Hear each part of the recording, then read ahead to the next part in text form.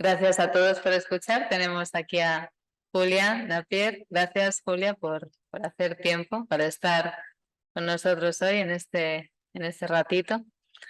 Julia es practicante de Ashtanga Yoga, es autora de un libro sobre la práctica que se llama En la práctica, sobre la práctica y la vida, ¿no? Creo que el 80% de practicantes de Ashtanga Yoga en Madrid se han leído tu libro, Julia. Creo que no es cierto, creo que no es una exageración. Yo debo ser honesta, está en mi lista. Te he escuchado hablar de él, he estado en varios encuentros que has tenido online, pero está en mi lista de 2023. No obstante, teníamos mucha curiosidad por hablar contigo. En primer lugar, por dos motivos realmente.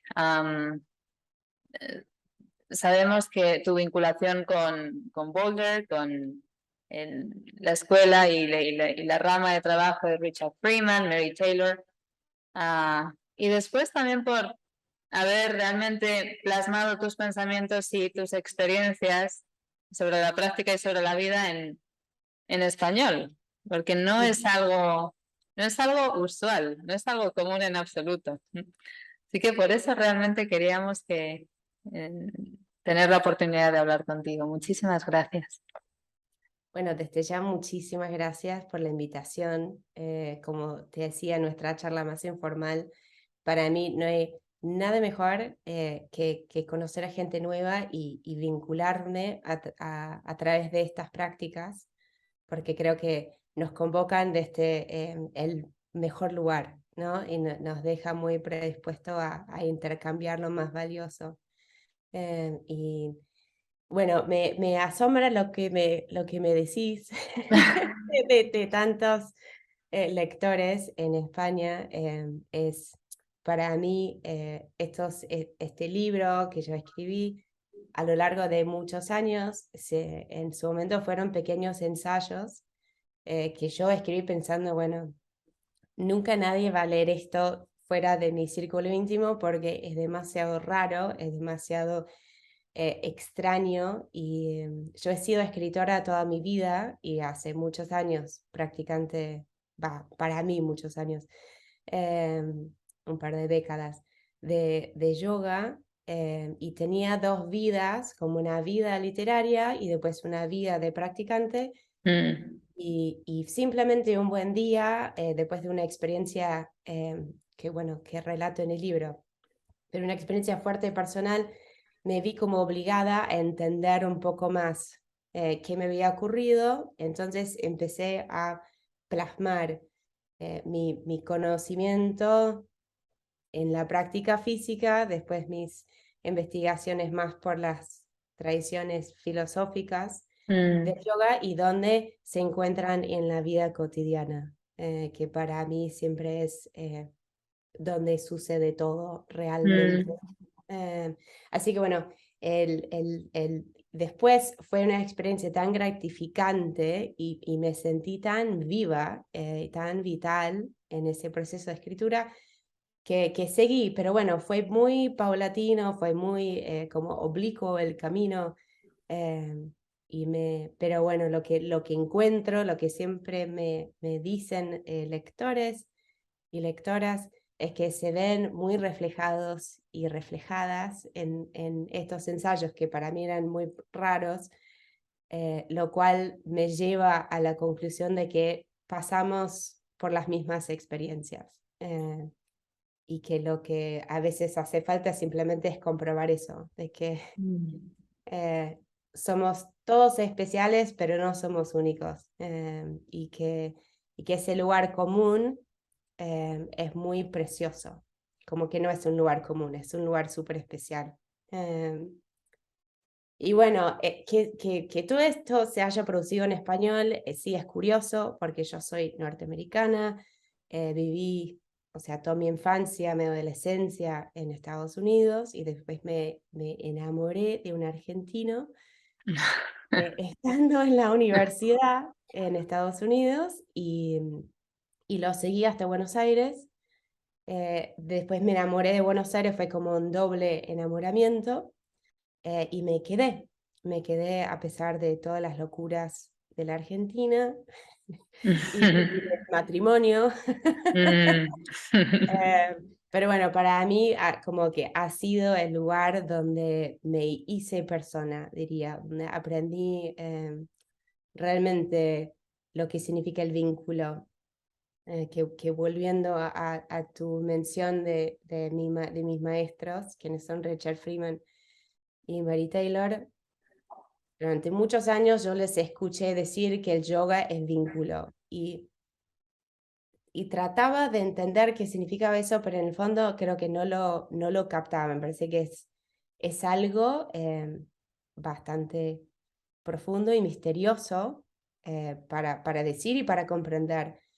Eh, pero bueno, algo de mi experiencia, de lo que reconocí en Argentina, como lo que puede suceder entre seres humanos, también es algo que llegué a apreciar en la práctica, de lo que significa realmente vincularnos y existir en vínculo con todo el mundo que nos rodea. Mm. Eh, Así que bueno, desarrollé una vida en Buenos Aires, ahí empecé a practicar yoga, empecé a dar clases y también emprendí como mi carrera más formal literaria en español, porque ahí estaba. Ujú. Julia, entonces, ¿el español no es tu idioma nativo? No, no, Increíble. aprendí escuchando a mi marido, que en el momento era mi novio, y su mejor amigo jugar al truco.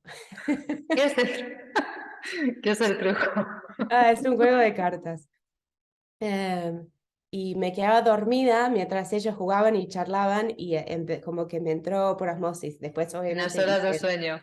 sí, sí, hice un gran esfuerzo. O sea, cuando llegué a Buenos Aires con 23 años, hablaba un castellano, un español bastante básico y al poco tiempo ya lo perfeccioné bastante a la fuerza, ¿no? Ujú.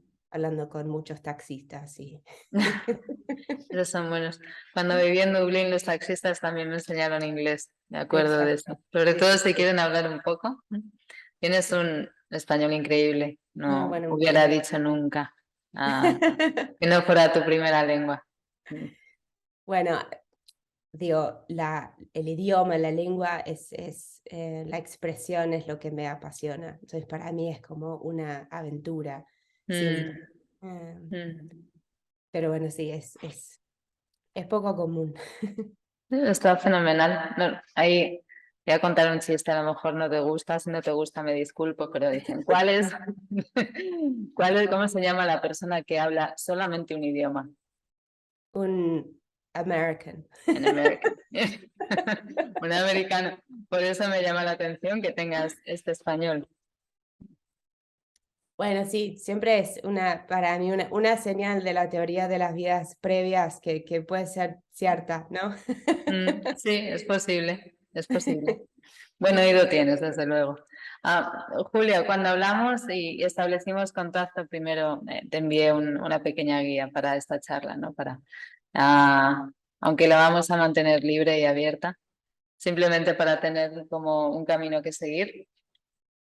Y normalmente me gusta comenzar por el principio. Yo creo que ayuda a la gente a conoceros un poco más cómo empezasteis, quiénes sois, por qué yoga, en qué momento vino. Justo hoy, alistándome para esta charla, me quedé pensando qué genial todas las cosas que nos decimos en un momento que resultan ser totalmente equivocadas. Y me acuerdo, yo fui muy deportista toda mi vida. Jugué al fútbol, ¿no? El fútbol europeo, vamos a decir. Y siempre me encontraba muy feliz llevando mi cuerpo muy al límite. Entonces, cuando jugaba al fútbol fui siempre muy brava, era defensora, me encantaba el choque. Ujú. Corría maratones por montaña, como que para sentir mi cuerpo lo tuve que llevar muy al límite. Mm. Y me acuerdo en un momento me metí en una clase de yoga en, en una gimnasia, pero de Kundalini. Y me acuerdo de salir de la clase y pensar, esto en definitiva no es para mí. Bueno, no era el momento correcto, no era el lugar correcto, pero bueno, años después, en pleno proceso del 2001 en Argentina, cuando el país, en un momento medio similar a este, estaba pasando por una profunda crisis económica y social. Esto es difícil de contar de una forma sintética, pero en ese momento tenía yo una empresa de zapatos, de diseño, sí. Una otra vida, otra locura. Que se venía abajo como se venía abajo todo el país, en una situación muy dramática. Y yo era muy joven para tener mucha responsabilidad, sentía mucho estrés y a la par me estaba entrenando para una maratón. Y en un momento me hice una fractura por estrés de tanto correr. Y de repente me encontré sin poder hacer nada físicamente que me daba la descarga que necesitaba. Y alguien, una amiga, me dijo, ¿querés venir a mi casa que voy a probar yoga? Y viene una profesora y venía a mi jardín y hacemos una clase al aire libre.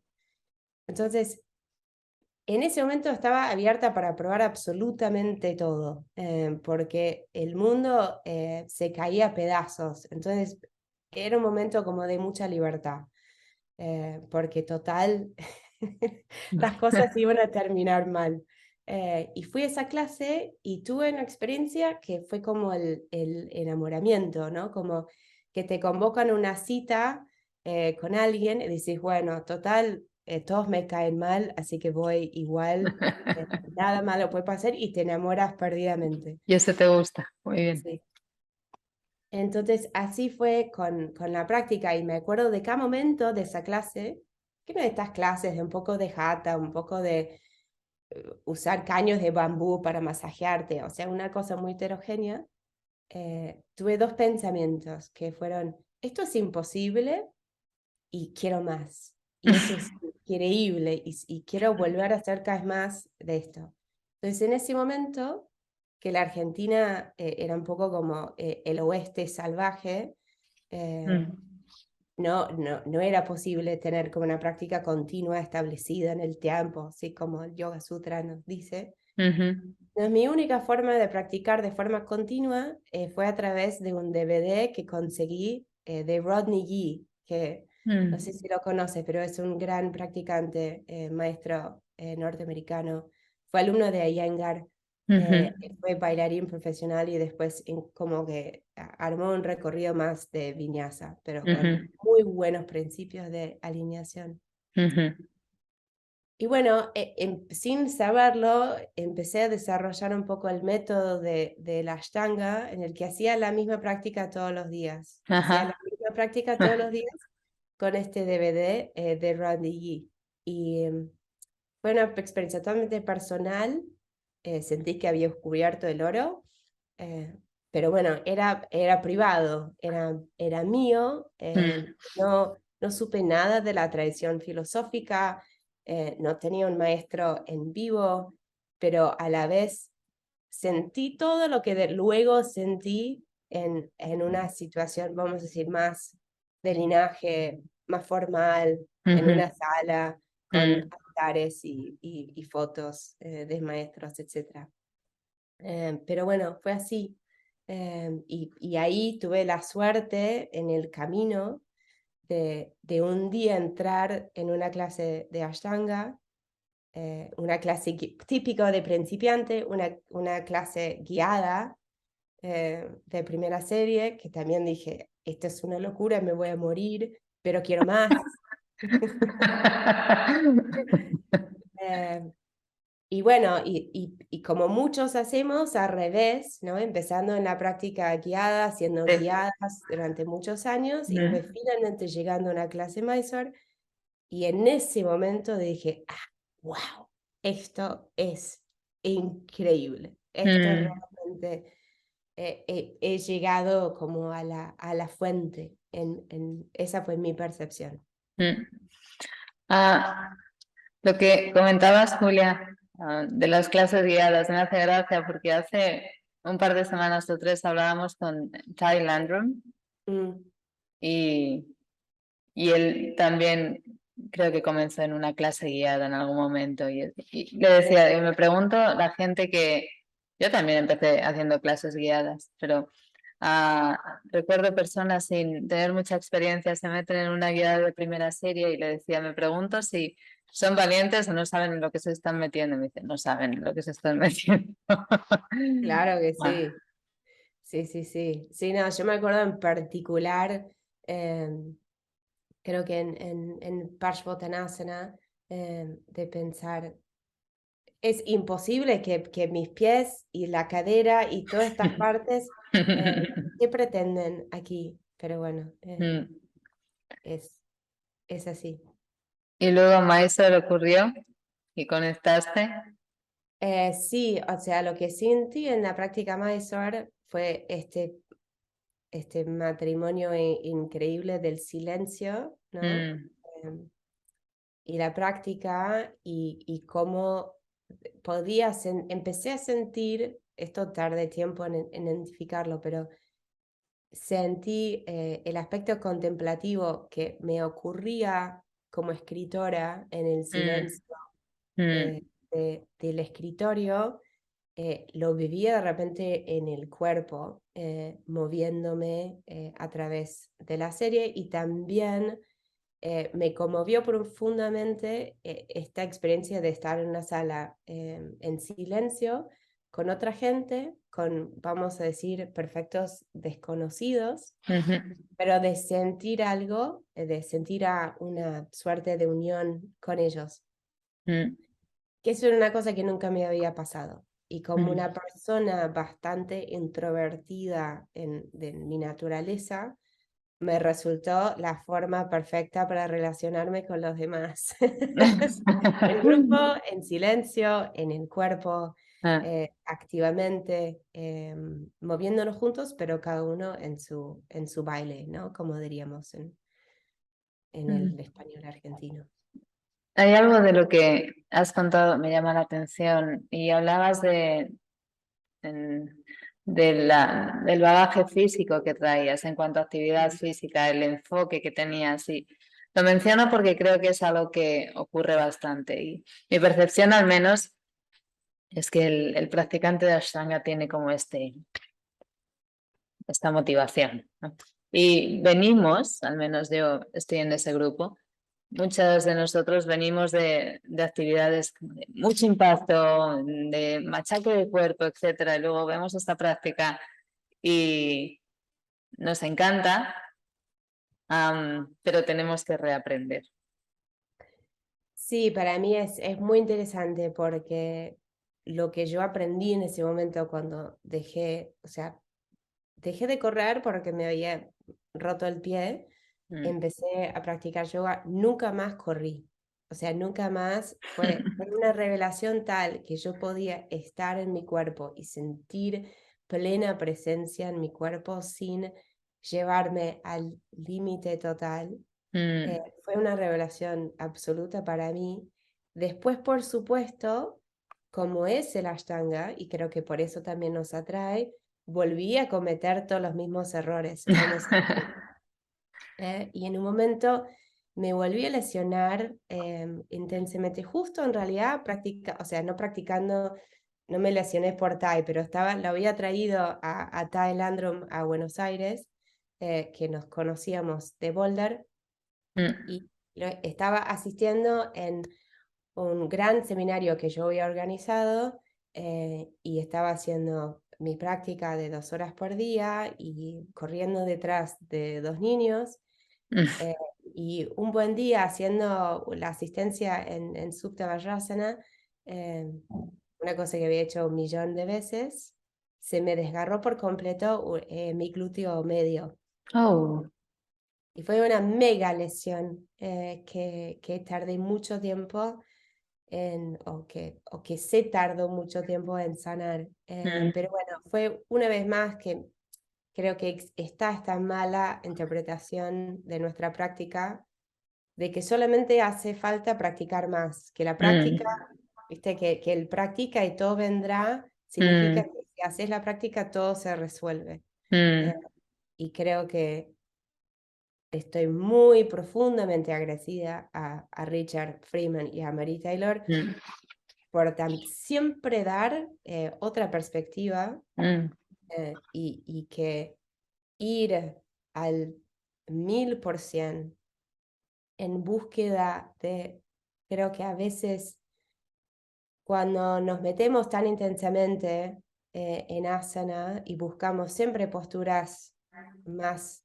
desafiantes y que siempre las hay, ujú, es muy fácil seguir buscando aniquilarnos, ¿no? En lugar de encontrar la unión que se supone que está latente, posible en la práctica. Así que creo que para mí eso es creo que es muy común para los ashtangis, así como comentaste que venimos de mucha intensidad, encontramos la práctica, nos enamoramos, después replicamos la misma intensidad, mm, nos lesionamos y tenemos que volver a aprender. Y mm, bueno, así 1 millón de veces. mm. Lo ideal Pero es aprender a la primera. sería genial, ¿no? Pero no es tan común.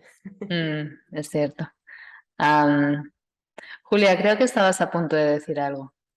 No, no, no, no, no, te escucho. Mm. Mm, Esto que estábamos comentando. Yo soy familiar con Richard Freeman, he estudiado un poco con él, tal vez no de forma tan asidua como me hubiera gustado, pero me parece un maestro muy influyente. Hay muchas cosas que me gustan de él, sobre todo es esa comprensión de la energía. Para mm, mí recuerdo, fui a un taller de 5 días con él cuando vivía en Londres y esos 5 días fueron un antes y un después mm, en mi práctica. Y sobre todo, ya más allá de mi práctica, en la comprensión de mí misma, en mm, ayudarme a entender, no a un nivel mental, sino más bien instintivo, por qué estoy haciendo esto. Estoy trabajando con una energía que mm, está adentro, que realmente no puedo tocar, no puedo oler, no puedo saborear, pero sé que está ahí. Y es tan sutil que en cuanto intento comprenderla, intento cogerla, se me escapa. Ah, y creo realmente que es un virtuoso de esto. Creo que ha alcanzado esa comprensión de esta energía interna, cómo moverla, cómo trabajar dentro del marco de referencia de la práctica, dentro del marco que la práctica de Ashtanga Yoga ofrece. Muchas veces pensamos, y ahora tal vez nos puedas dar tu opinión o tu forma de verlo, pero muchas veces pensamos en Ashtanga Yoga como esta progresión lineal, mm. una postura, otra postura, otra postura, otra postura, hasta no se sabe, no se sabe, nunca termina de haber posturas, pero al final toda esta forma de avanzar, si quieres, si no va con algo más profundo, puede ser incluso una distracción. Una de las cosas que Richard dice, que creo que es muy cierta, que va un poco con lo que decíamos antes, es que si uno no tiene cuidado, que la Ashtanga Yoga se puede convertir en la mejor forma de tortura posible. Eh, Creo que en parte porque siempre está la idea de que si solamente progresamos un poquito más, por fin vamos a comprender algo. Mm, Y a diferencia de si podemos entender dónde estamos en este momento, podemos comprender todo. mm, Yo he estudiado con Richard y Mary, bueno, todo lo que he podido, ¿no? Hice 2 veces su intensivo de 1 mes y he viajado bastante para estar con ellos. Sobre todo lo he escuchado mucho. A Richard tiene esta grabación fenomenal que se llama The Yoga Matrix, que ujú, luego se transformó en libro, que ujú. se llama El espejo del yoga, Ah, que ya. está en español, está Sí. disponible en España. Lo pueden comprar. Uno más. América Latina también. Pero bueno, me he empapado en su visión de lo que se puede transmitir, ¿no? Del yoga. Lo que a mí me asombró cuando lo escuché por primera vez es su capacidad de abrir lo que hemos creado algo más cerrado, ¿no? De hacer más preguntas en lugar de dar respuestas, que a veces puede ser un poco frustrante, porque Richard como es el teflón, o sea, puedes tirarle cualquier cosa y se le resbala. Pero su abordaje de ver, o sea, lo que siempre que estudio con Richard y con Mary, volvemos a lo mismo, que es este juego infinito de patrones, ¿no? Que nos conforman, lo que asciende y lo que desciende, lo que se contrae y lo que se abre, y que siempre lo podemos nombrar como prana y apana, ¿no? Eso es una forma fácil, quizás, de empezar a aproximarnos. Pero siempre después ahí es como tiramos una piedra en un lago y después las olas que eso producen otras olas, como que es un efecto bastante infinito de cuando empezamos a tomar contacto con estas energías internas. Sus vínculos van tan profundo que simplemente para mí cuanto más practico en lo personal, cuando más practico con ellos, siento que me quedo como testigo de lo que ya está sucediendo. Y cuando esto a un plano un poquito más práctico, entendible, lo vivo mucho en el saludo al sol. Que una de las cosas que seguramente lo viviste cuando practicas con ellos es que uno pasa mucho tiempo haciendo movimientos que consideramos muy sencillos, ¿no? Ekam Due Trini, por ejemplo.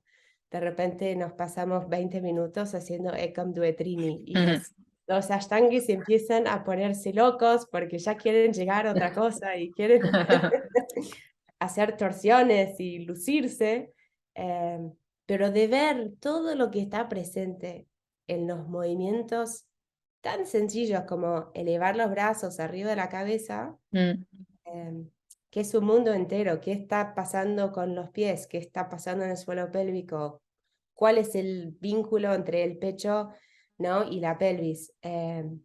Y adentro de todos esos vínculos, una enorme profundidad que es un regalo y está ahí para explorar. Entonces, ese abordaje, y sobre todo con los años, con un cuerpo que envejece o que se enferma, para mí es un regalo porque me habilita siempre una práctica. Nunca siento, practicando de esta forma, no puedo practicar porque estoy enferma, estoy lesionada. Y eso es una cosa que que Richard lo dice, cuando te estás muriendo y estás ahogándote en moco, ¿dónde está tu pranayama? ¿No? Y cuando estás tendido en una cama, ¿qué haces con tus isquiotibiales tan perfectos? ¿Dónde está tu práctica? Y eso para mí tiene un valor inconmensurable. Una de las cosas que recuerdo de esos 5 días, según estabas diciéndolo, me ha venido a la mente, esos 5 días en Londres fue realmente cuando decimos Ashtanga Yoga es una práctica de respiración.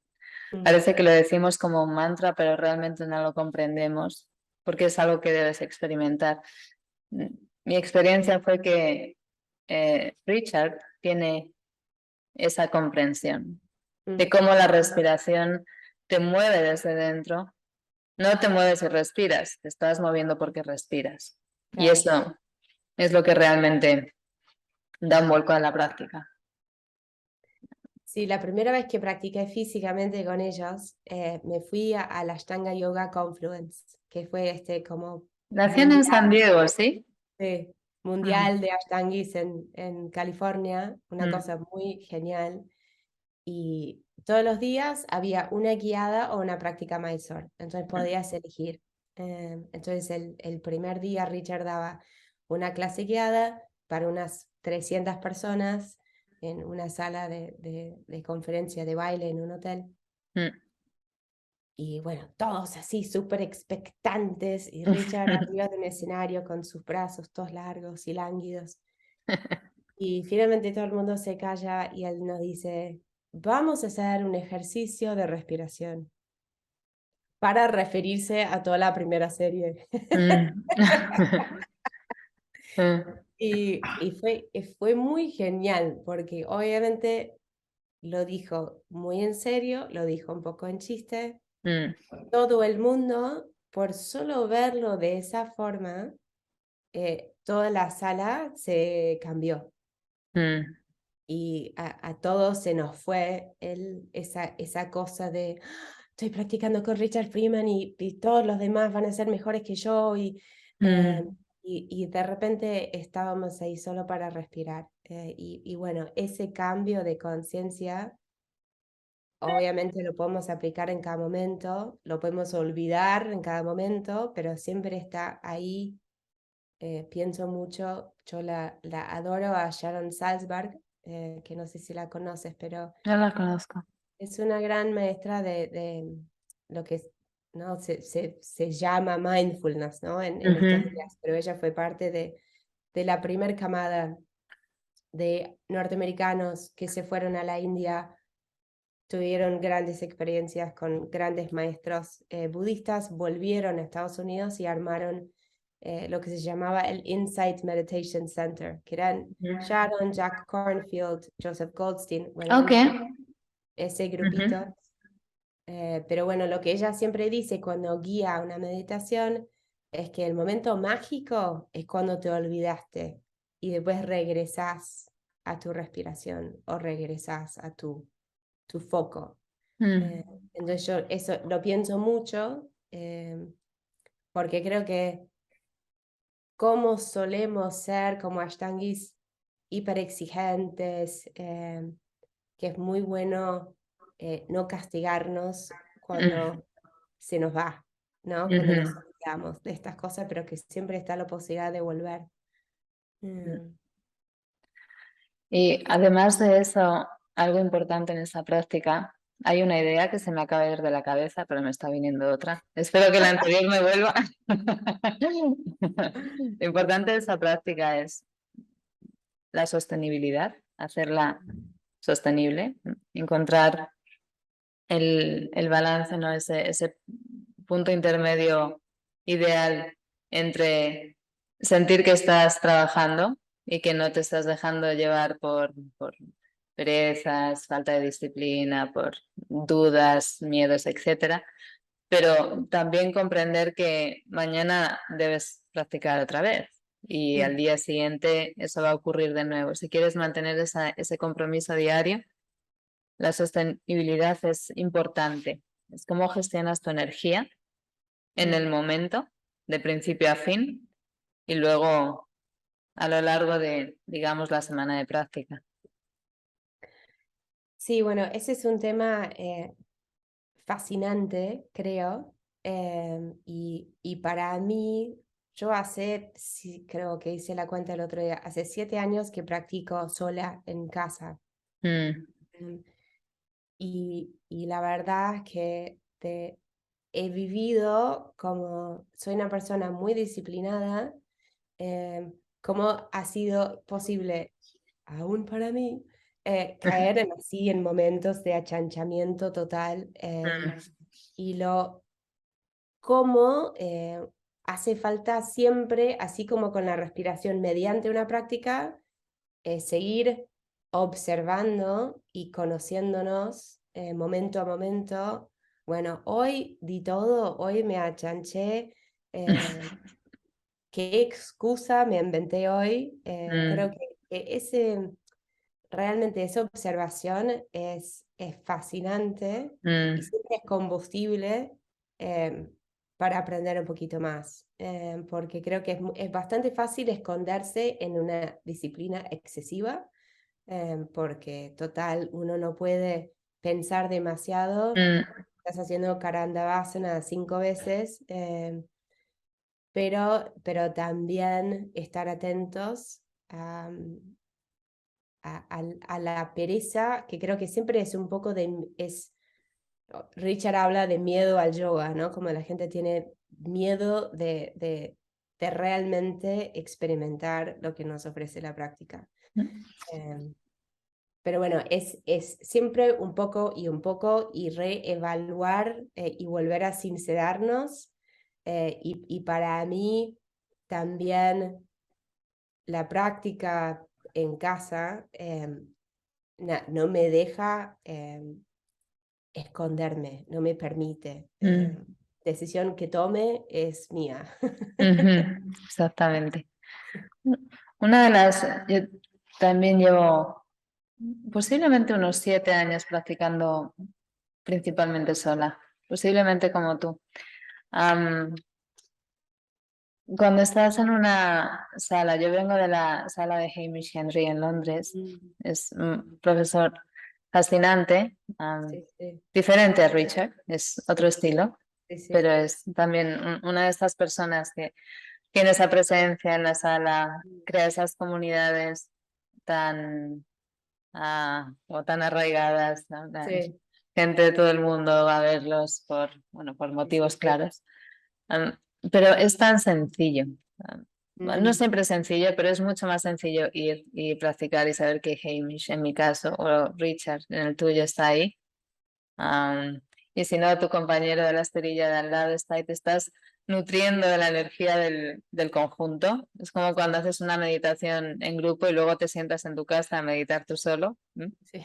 El cuento cambia. Sí, sí, sí. Pero creo que al final desarrollar una práctica solo también, y creo de hecho, a lo mejor me puedes corregir tú, Julia, pero creo de hecho que Richard decía que lo ideal era tener ambos, Mm, ser capaz, no sé si fue Richard o se lo oí tal vez decir a Mary en algún momento en alguna entrevista que han hecho. sí. Desarrollar esa práctica en soledad es súper importante y luego tener el lujo de contar con un profesor y una comunidad también es muy importante. Sí, sí, sí. O sea, creo que a mí lo que ha sido un privilegio para mí conocerlos también un poco en su vida real, vamos a decir. Mary practica, siempre que pueda, practica en una sala. Ujú. Em, y eso, y creo que Richard siempre que pueda practica solo. Eh, y eso creo que también parte de la genialidad de estudiar con ellos o estar cerca de ellos, es que también ellos plasman un poco lo que podríamos ver como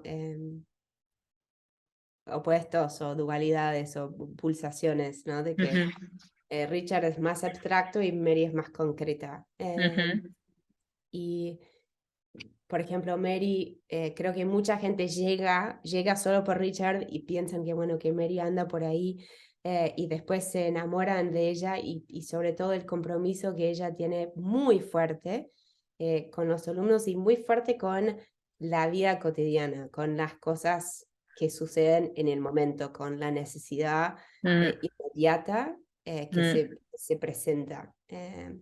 Y ellos tienen siempre también este vínculo con el budismo y con la noción, ¿no? Del bodhisattva, de lo que significa estar al servicio de los demás, que para mí también ha sido muy importante para mí en la evolución de mi práctica, de salirme un poco de durante unos años estaba muy aferrada a mi práctica y decía muchas veces, me escuchaba decir muchas veces mi práctica, ¿no? Como si fuera algo que yo podría realmente llevar en el bolsillo, que me iba a proteger de todo mal. mm, Entonces, para mí, como empecé a ver, bueno, la práctica que sucede en todos lados, en casa, en una sala llena de gente, en la escuela, en la cocina con mis hijos. Entonces creo que ellos siempre están jugando con estas dos modalidades, ¿no? De practicar a solas y en grupo, pero que esa práctica en grupo abarca, se supone, todos. Y que es muy importante no perdernos de vista eso, porque creo que una de las cosas que a veces tenemos una tendencia muy insular, ¿no? En el Ashtanga, y fácil dejarnos llevar por esa insularidad, y olvidarnos un poco del enorme contexto que en el fondo nos abraza, ¿no? Y nos sostiene. Que eso es una cosa muy, muy richardiana, vamos a decir, de contexto y subcontexto, ¿no? De primer plano, segundo plano, y cómo siempre están interactuando. Hay algo que has comentado antes, Julia, que me gustaría que hablásemos un poco más de ello, y es el miedo al yoga.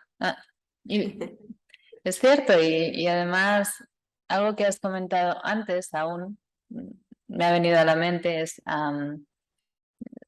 cómo es un camino de preguntas, es un camino, no es un camino de respuestas. Y creo que por ahí viene una parte de miedo, que si echo un vistazo a los años en que comencé, en mis 2, 3 primeros años de práctica, o si veo a las personas que estudian conmigo, o a gente que aún estudiando conmigo conozco y practica Ashtanga Yoga, siempre hay una evolución.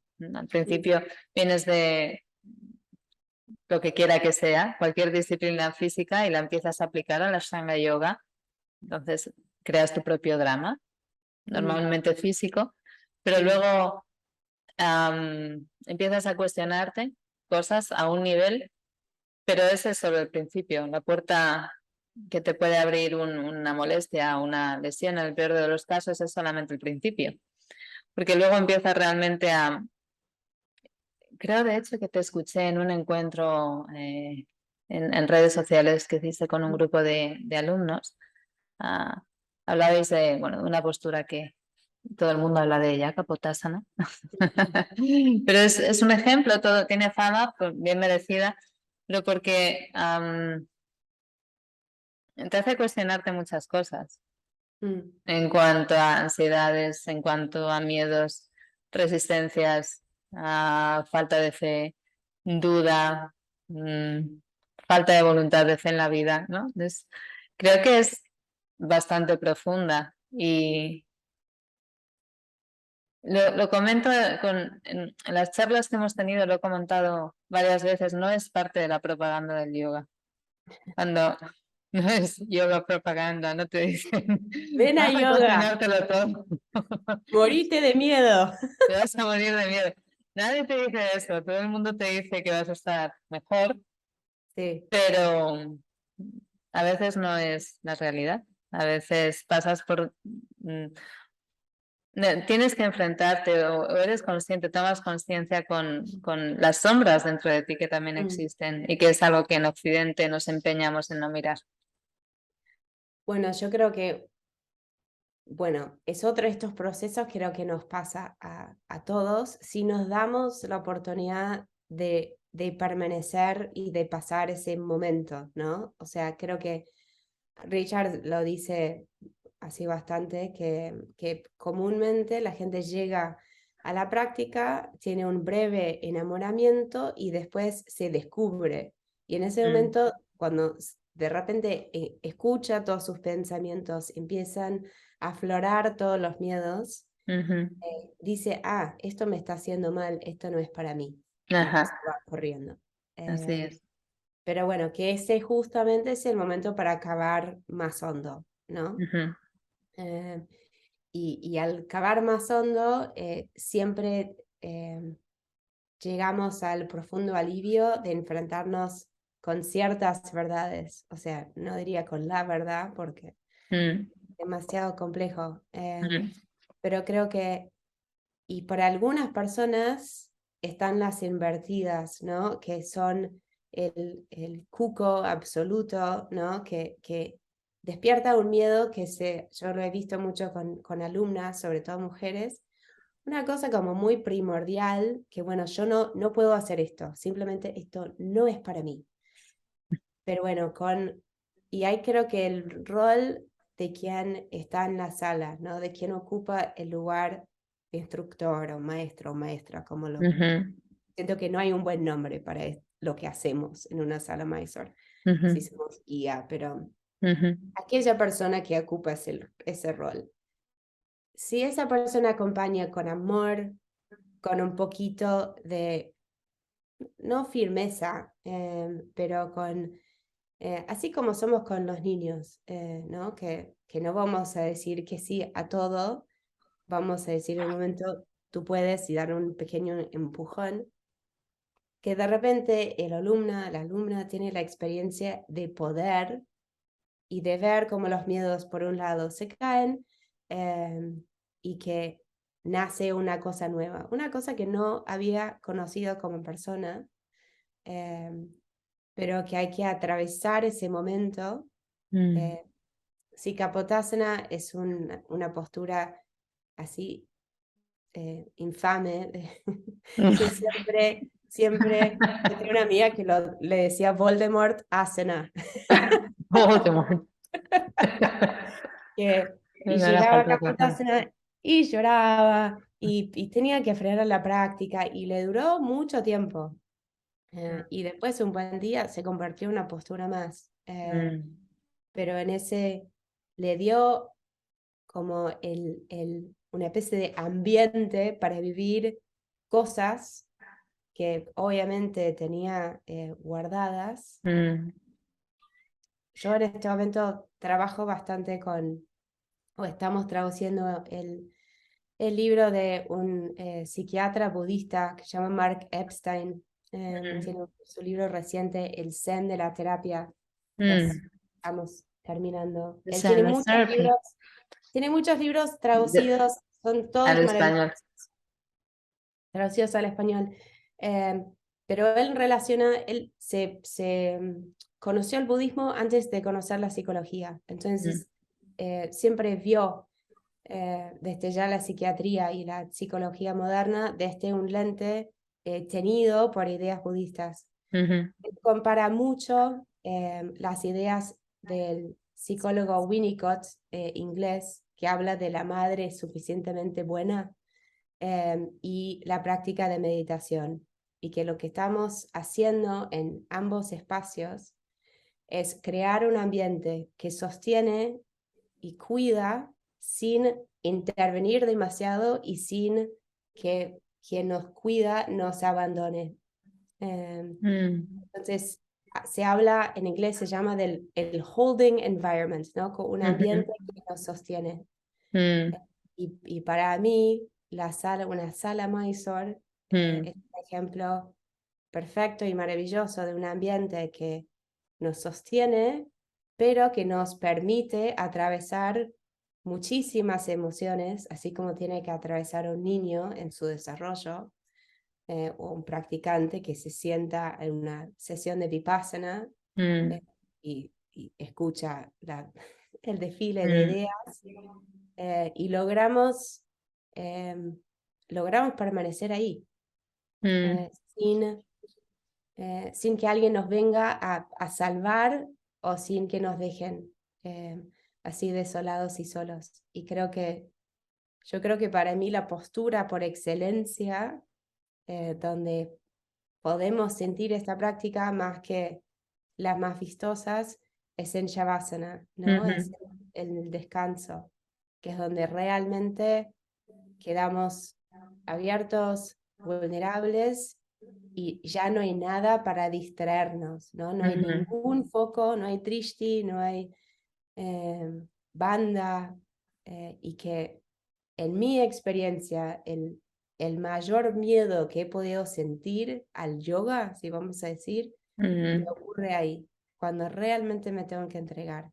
Creo que eso eh, es un gran momento. Es realmente, Julia, este miedo al yoga del que hablas, en verdad es el miedo a estar contigo mismo. Sí. Sí, Y esta sí. es una reflexión que hago en ocasiones. Es el mundo está diseñado, lo diseñamos nosotros para distraernos. Y la práctica puede ser una distracción, y todo es una distracción. Depende del uso que le des. El teléfono puede ser una distracción o puede ser un aparato que te salve la vida en una urgencia, ¿no? Tiene las dos vertientes, pero depende del uso que le estés dando. Y la práctica es igual. Y es algo que también has mencionado antes. Y creo que es importante subrayarlo. Es esta idea que también repetimos como un mantra de practica, todo llega. No es solamente que practicas, es cómo practicas, ya más allá de la técnica, es la presencia que traes a la esterilla dentro de lo que quiera que sea tu práctica. Eso por un lado, y luego por otro lado estar abierto o abierta a la verdad del momento presente, que es no sabes qué va a ocurrir. O sea, tu práctica es una sorpresa cada día realmente.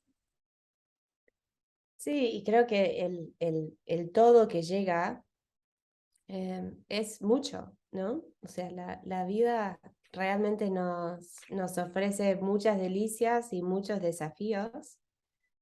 Yo creo que de lo que más me gusta de practicar en casa es sentir como con mi familia trato de ir borrando las fronteras, vamos a decir, entre el mat, entre mi práctica, entre mi vínculo con mis hijos, con mi marido, con la cocina, con la perra, a ver si puedo sentir que estoy, como dicen en la Bhagavad Gita, samadvam, ¿no? Si estoy como igual en todas estas áreas. Y generalmente no es así. Generalmente me puedo sentir, vamos a decir la ecuanimidad, ¿no? Que es una palabra muy imposible de aplicar. Puedo sentir ese equilibrio, vamos a decir, más fácilmente, ¿no? En la esterilla. Pero, pero en el fondo, realmente, y esto siempre suena muy simple, pero empezar a vivir eso en todas las áreas de la vida, eso sí es un gran reto y creo que es ahí donde podemos recordar que nuestra práctica se está al servicio de los demás y no es ninguna otra cosa. Posiblemente es uno de los mayores retos. ¿Sí? Es algo que también has comentado antes, la insularidad. Nos hacemos un poco, ¿no? El perfil Ashtanga es perfil con motivación y luego un tanto independiente. A lo mejor nos gusta conectar, pero que nos dejen a nuestro aire. Y por ello, este entorno Mysore de práctica en silencio, estás en un grupo, pero estás contigo y vas siguiendo algo que está orquestado, pero a tu ritmo y según estés cada día. Eso es muy atractivo, pero es cierto que en muchas ocasiones te aísla del mundo. Empieza a haber cambios también en tu vida. El principal cambio es si empiezas con una práctica de mañana.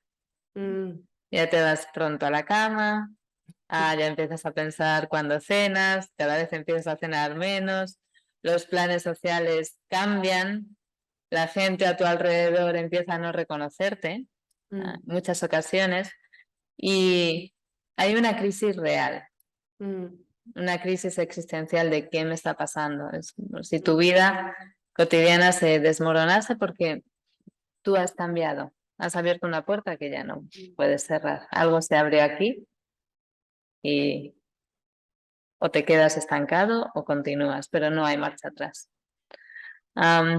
Entonces, hacer que todo eso encaje, integrar tu vida de yoga, de la práctica, la persona en que te estás convirtiendo, por decirlo de alguna forma, con el resto de aspectos de tu vida, es un trabajo de años.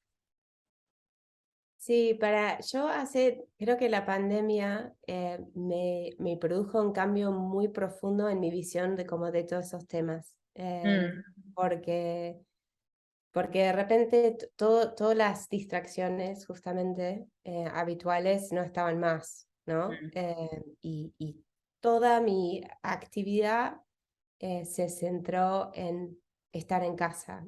mm, Y y la casa era el mundo entero. Entonces empecé a realmente cambiar mi foco, y esto es muy personal. Y empecé a pensar cómo todo lo demás venía primero. Que alimentar a quienes tenía al lado y hacer que la casa fuera armónica. Esto es una situación muy de madre, pero empecé a ver a mi práctica como un componente de una práctica mayor. mm, Y desde ya no es la misma práctica de hace años atrás. O sea, durante mucho tiempo yo estaba como una especie vamos a decir, estaba progresando ujú, en cuanto a asana, pero tuve varias experiencias como donde la vida interrumpió forzosamente en esa línea de, bueno, una serie a otra serie, bueno, etcétera. Y realmente me cambió por completo mi perspectiva. Y justo lo que estoy haciendo en este momento, estoy reevaluando ese proceso mm, y cómo la práctica, la vida cotidiana y la maternidad y mi trabajo, cómo todos pueden ocupar un lugar, una escala de valores donde están más igualados. ujú, Y no me resulta nada fácil. mm, eh, pero realmente sí siento que mi práctica es parte de algo que ocurre las 24 horas, es mi intención. mm, Entonces, ya no tengo esa sensación de tengo que encontrar un espacio, tengo que... mm, yo sufrí, o sea, no sufrí, pero gasté mucha energía armando como pequeños cercos alrededor de mi práctica para asegurarme de que sucediera. mm, eh, y, y ya no es más mi abordaje, mm, pero como siempre es un proceso más misterioso que otra cosa. mm, Pero creo que para mí lo esencial es no perder mi contacto con que mi práctica no ocurra en oposición al resto de mi vida, ujú, vamos a decirlo de esa forma. mm, Porque ahí sí creo que todo se vuelve muy duro y áspero y mm, perdemos el jugo de la experiencia. mm. Am, Creo que en la Ashtanga en general tenemos muy claro la idea de disciplina. Esto es algo que escuché a Eddie Stern, Mm, además durante la pandemia y me gustó. Tenemos clara la idea de disciplina, pero la idea de cuidado no la tenemos tan clara. mm, Y volvemos a esa idea de sostenibilidad, ¿no? No mm. significa no practicar o practicar de forma descafeinada o diluida, significa hacer realmente yoga. Yo creo que Eddie es un ejemplo muy fascinante porque es alguien con una enorme disciplina Ujú, y también, como hemos visto con los años, él siempre ha sido bastante público, ¿no? Creo que es muy interesante ver cómo él empezó a modificar tanto su práctica personal como un poco la dinámica en su docencia, en su yala. Me tocó una vez traducir para él en Buenos Aires y alguien le hizo una pregunta sobre su práctica personal, ¿no? Que siempre nos despierta mucha intriga. ¿Cómo será que practica mm, sí. en su casa, en su yala? Y él dijo, aprendí con el tiempo a parar antes de cansarme. Y cuando lo traduje, todo el mundo pensó que yo lo había traducido mal. O sea, nunca vi tantas caras, tantas mandíbulas al suelo. Se Eh, picaron. Eddie Stern dijo que hay que parar antes de cansarte. Eh, Creo que esto nos devuelve, como él es una persona que también tiene una experiencia muy amplia con las otras ramas, eh, es, es una invitación a recordarnos todas los otros componentes de una práctica completa o una práctica nutrida, ¿no? Y me acuerdo una vez escucharlo también hablar de por qué el puya tiene ciertas características, y que todo está diseñado para activar todos tus sentidos, para convocarte plenamente. Entonces, hay olores, hay colores fuertes, hay movimiento, hay sonidos, hay música. No hay un solo elemento. Así que creo que también es algo para no perder de vista y tampoco sentir que estamos tildando eh, partes de una lista, ¿no? Como tic, hice pranayama, tic, hice meditación. Eh, Ahora puedo recitar los Yoga Sutras, me doy por concluida, ¿no? Sino que de estar más inmersos en un misterio que se desenvuelve. Antes comentabas esta idea de holding environment, creo que Mm, dijiste. Muchas veces en inglés se dice, cuando se refiere a la enseñanza Mysore, se utiliza la expresión holding space for people. claro. You hold the space for people. Um, en tu experiencia, porque en las salas Mysore, tal vez sea el silencio, la dinámica, de cada cual en su esterilla, practicando lo que debe practicar o lo que le corresponde en función de donde esté. Es algo muy distintivo que además, y esto es, sí, corrígeme si me equivoco, creo que es algo que comentas, es algo que es casi como una seña de identidad. Vas a cualquier sala Mysore en cualquier lugar del mundo y tienes esa experiencia Sí, sí, sí. eh, central, la Sí. reconoces, es como si enseñases el carnet de socio de un club internacional prácticamente. Pero sí es cierto que las energías se palpan, Uf, las sí. energías se palpan y se establecen dinámicas entre practicante, profesor. Tenemos estos mantras en la tradición del yoga, el mantra profesor, estudiante, que nos recuerda la importancia de que la relación sea pura, de que trabajemos juntos, de que no nos peleemos, de que no seamos celosos, etcétera, etcétera. Pero no siempre ocurre. Am, en tus 2 décadas de experiencia, mm, para ti, ¿cuál es ah,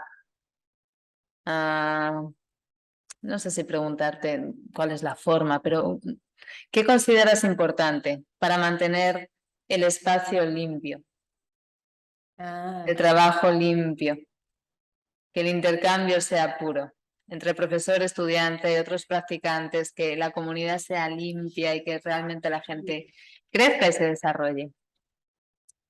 para mí lo esencial son las intenciones, no Mm, tanto de quien sostiene el espacio, vamos a decir, y lo abre, y también de los practicantes. Me ha pasado felizmente poco, pero de cada tanto en mis viajes entrar a una sala Mysore muy tensa, donde claramente la sensación es que no podías mover un pie fuera del lugar, eh, o si no, gente muy extraída, ¿no? Muy empilchada, muy vistosa, eh, donde justamente no se sentía esa cosa tan increíble, cómoda, familiar, ¿no? Como que ese mm, silencio que nos calzamos mm, eh, tan amorosamente, ¿no? En ujú, general. Pero creo que a mí me pasó en el tiempo que yo sostenía el espacio en una sala Mysore, que pasé de querer corregir a mis alumnos y alumnas a acompañarlos. Entonces, en ese momento, en ese cambio mío, siento que todo se volvió posible y que la sala adquirió otra sensación. Entonces creo que más que la verticalidad, que puede a veces ser un poco excitante, ¿no? De sentir que hay alguien muy arriba, estamos muy abajo, y nos puede eso incentivar. Pero creo que lo que realmente a mí me mueve es cuando siento que nos estamos acompañando en la sala. Y también, Julia, creo que es una parte de observación. En ocasiones ves que estableces relaciones con tu práctica que no son ideales. Desarrollas competitividad, o desarrollas celos, o desarrollas sentimientos de no voy a ser capaz. Bueno, todas, como decíamos antes, todas las sombras que vienen con la carcasa humana, es así, las experimentamos, pero también esas mismas sombras en ocasiones te hacen exponerte a determinados entornos. Creo que para que abras los ojos en ocasiones, para espabila. Mira, yo creo que una de mis experiencias absolutamente favoritas en una sala Mysore, en la primera vez que fui al intensivo con Richard y Mary, en su momento era el antiguo yoga workshop que ya no existe más, donde entraban 40 esterillas, pero borde con borde, o sea, no había aire entre los mats. Quizás uno un poco adelante, un poco atrás, pero bueno. Y hacer prácticas Mysore. Después había una pequeña hilera en el centro por donde caminaban Richard y Mary. Richard camina y tararea mayormente y cuenta chistes. Pero en un momento tenía un amigo mío, Patrick Nolan, al lado. Oh, Patrick Nolan de Miami. Sí. Que es un pedazo de hombre. Sí. Pero una sala muy variada en lo que era, vamos a decir, destreza, ¿no? Porque ellos siempre buscan un grupo muy heterogéneo. Entonces Patrick estaba al lado mío haciendo tercera con bastante vuelo y tenía del otro lado alguien, vamos a decir, más principiante. Hacía mucho calor, estábamos todos muy sudados, la gente se desplazaba por todos lados y de repente Patrick casi se me cae encima. Me acuerdo, le atajé un muslo como a esto de mi cara.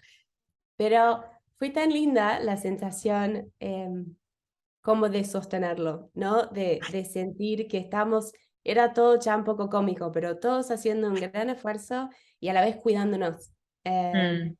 Y creo que eso después de las primeras semanas de seré la mejor, seré la peor, me va a salir, me van a mirar. No, bueno, todo eso ya por suerte se había esfumado, ya era insostenible. Entonces lo que quedaba era atajarnos y siempre me quedo con ese momento. Conocía a Patrick en Miami cuando estaba en Miami Life Center. Sí. No me gustaría que se me cayera encima. No. Tuviste buenos reflejos. Julia, hemos estado un rato hablando y estoy muy agradecida por el tiempo que nos estás dedicando. No obstante, no quisiera mantenerte mucho más tiempo. Pero siempre hay un par de preguntas con las que solemos concluir las charlas. La primera es, ¿hacia dónde ves evolucionando la Ashtanga Yoga en los próximos 10, 15 años? La segunda te la digo después.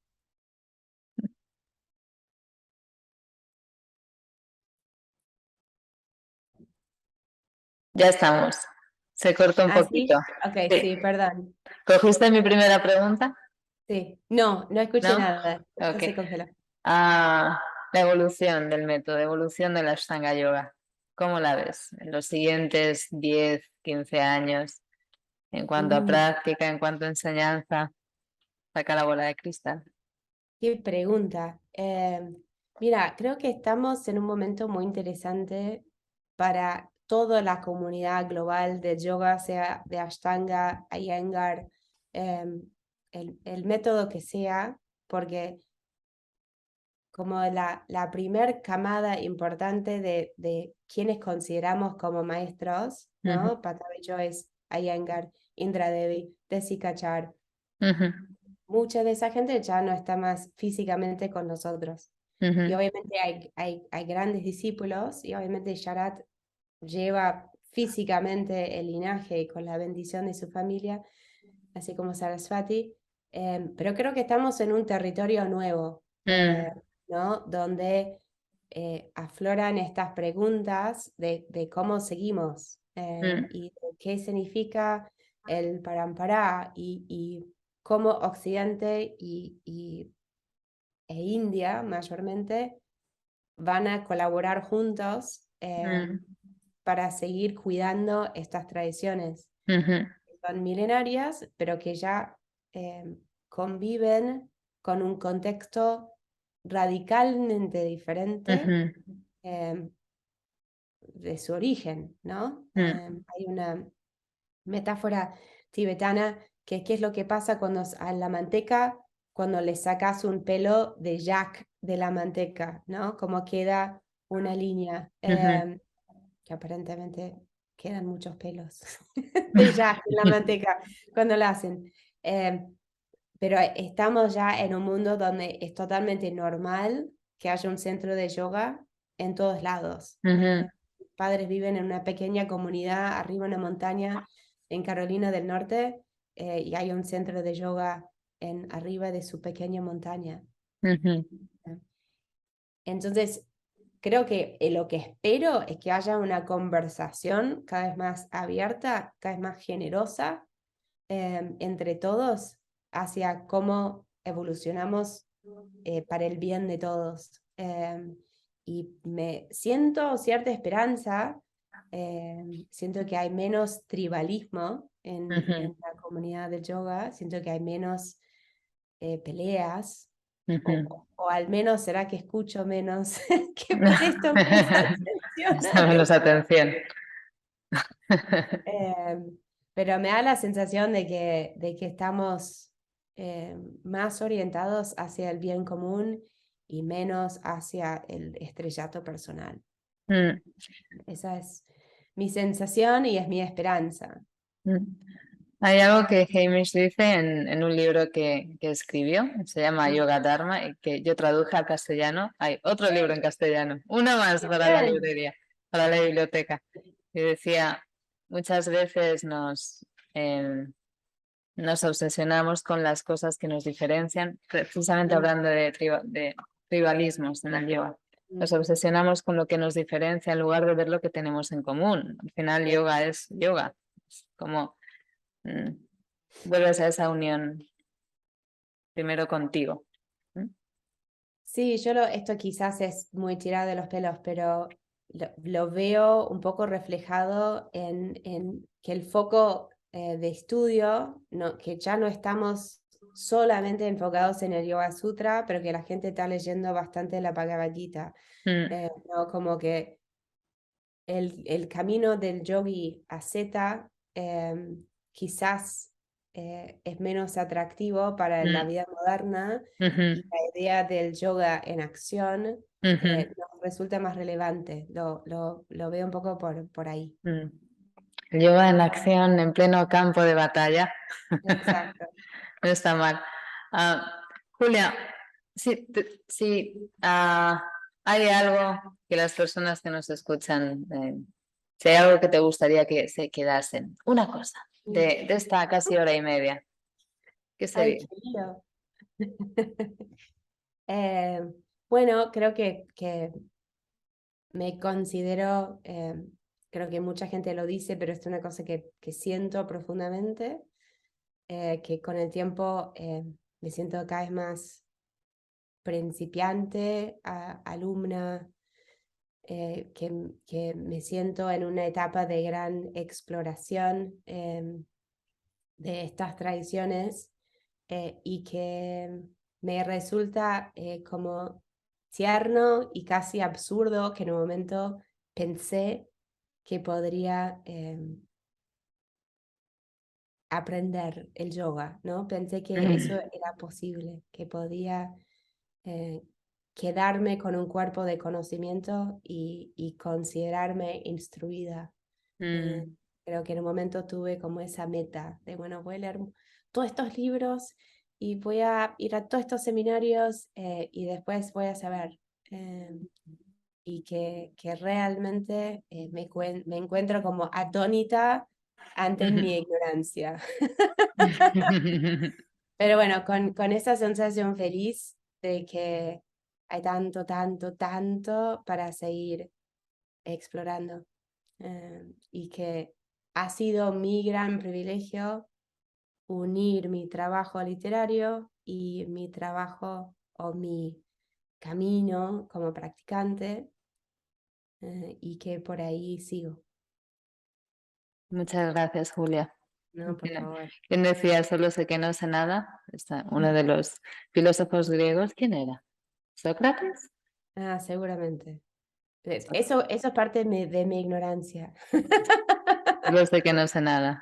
He tenido Exacto. esas visiones en Mysore. Realmente piensas que eres alguien y luego esa fantasía se derrumba.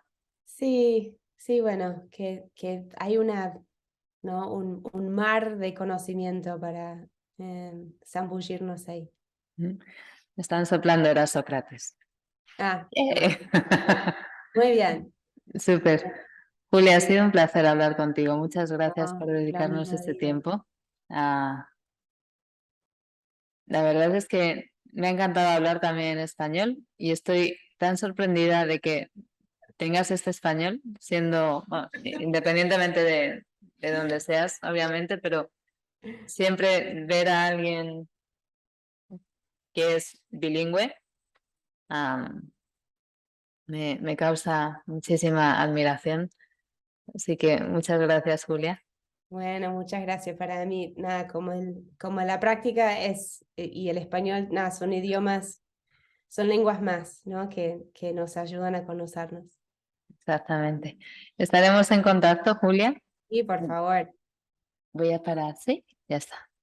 A ver, dame un segundo.